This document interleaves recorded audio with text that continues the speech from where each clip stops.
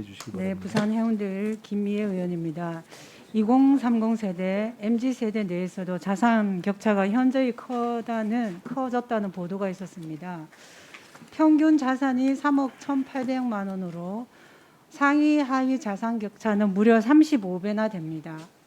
상위 20% 평균이 8억 7천만 원인데 하위 20%는 2,470여만 원입니다. 더 문제는 20대는 더 크다는 것입니다. 이는 계층 이동 사다리가 끊기고 저소득층의 상실감이 크다는 것으로 국민연금이라도 그 불안을 해소해 줘야 되는데 그렇지 못하죠. 이로 인해 MZ세대가 겪게 될 피해와 연금 수령에 있어서 세대 간 불평등은 더 심화될 것으로 예측됩니다. 저랑 우리 의원실 막내를 비교한 겁니다. 28세에 취업했다고 가정할 경우 이제 사회초년생으로 경력 3, 4년 차가 되는 91년생과 대부분 사회에서 자리 잡고 활발히 활동하는 69년생을 연금 예상 수급액입니다. 각각 총 9,720만 원 보험료를 납부하지만 69년생은 월 122만 원, 91년생은 월 84만 원 수령합니다.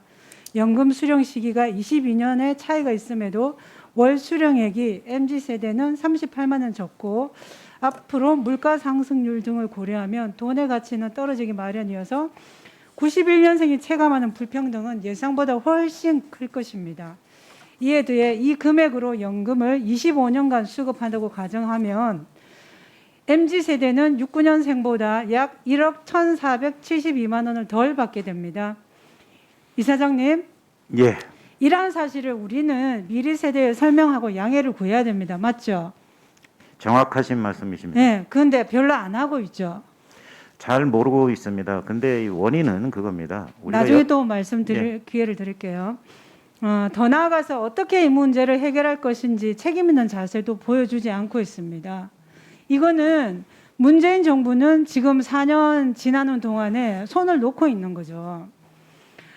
물론 어디까지나 이와 같은 추계는 현재 연금 구조가 큰 변화 없이 그대로 지속될 경우에 가정하에 계산된 것인데요. 문정부는 4개 개편안에 대해 아무런 결과도 내지 못하고 있고 이러한 수수방관 행태가 더 길어질수록 사실 4개 중에 어떤 안이 결정되더라도 91년생은 보험료를 더 내고 수급은 덜 받게 되는 구조이죠. 그렇지는 않고요.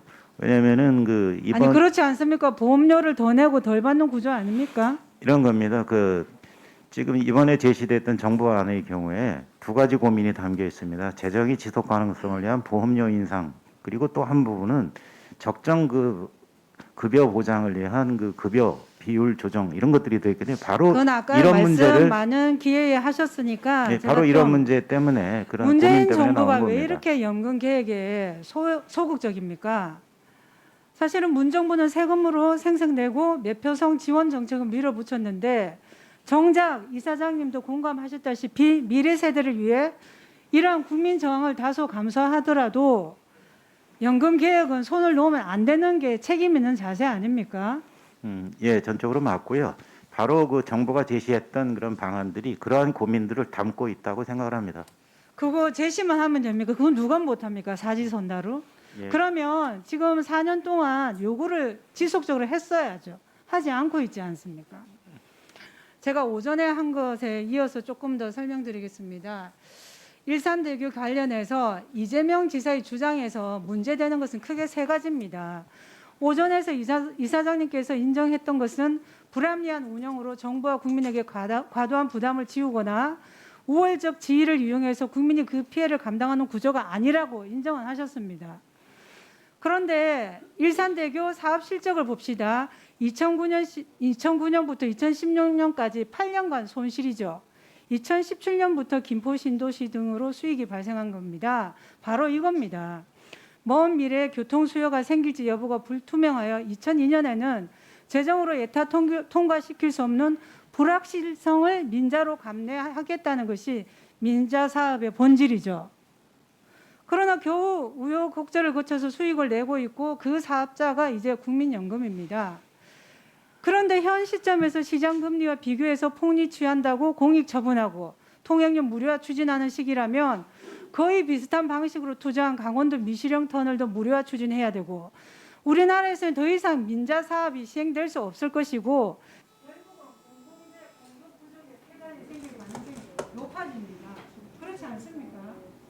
예, 말씀드린 대로 국민들께서 걱정하시지 않도록 하여튼 경기도와 긴밀히 협의해 나가도록 하겠습니다. 경기도는 그에 대해서 기금 수익성이 훼손되지 않는 방안을 제시하라고 하는데 지금 제시 안 하고 있지 않습니까? 아마도 이제 공익처분 얘기까지 나왔으니까요. 보다 더 심도 있는 논의가 이루어질 것으로 기대를 합니다. 제가 볼 때 오히려 우월적 지위를 이용하는 것은 경기도지사이자 집권당 여당 후보라는 그 지위를 이용하는 이재명 후보의 그 잘못된 마치 협박하는 듯한 그런 발언에서 비롯된 거 아닌가 싶습니다. 그렇죠. 그 다음에 또 하나 ESG 원칙과 맞지 않는다는 주장을 했는데 ESG에서 제일 중요한 게 G 거버넌스죠. 거버넌스는 회사가 주주의 이익에 반해서 잘못된 결정으로 주주의 손해를 입히는 것을 막는 장치입니다. 만약 국민연금 관계자가 주주인 국민 이익에 반해서 경기도에 유리한 이재명 스타일식 계약을 한다면 그것은 배임이고 정면으로 거버넌스에 위반하게 되는 거 아닙니까? 예, 우리 위원님께서 우려하시는 사안들 발생하지 않도록 최선을 다해서 적극적으로 협의해 나가겠습니다. 이 거버넌스 이슈하고는 좀 약간 저는 국민연금공단은 국민들의 소중한 노후 자금을 위탁받아서 운영하는 대리인이니까요. 대리인 입장에서 하여튼 최선 국민의 이익을 위해서 봉사할 수 있도록 최선의 노력을 다하겠습니다. 마이크 안 쓰셔도 마이크 친 것과 비슷한 효과가 있으신 분이 강기훈 의원님 한 분이셨는데 김미애 의원님도 비슷해지셔가지고 앞으로 마이크를 굳이 더 안 드려도 될까 아닌가 고민하고 있었습니다. 다음은 존경하는 김성주 의원님 질의해 주십시오. 예,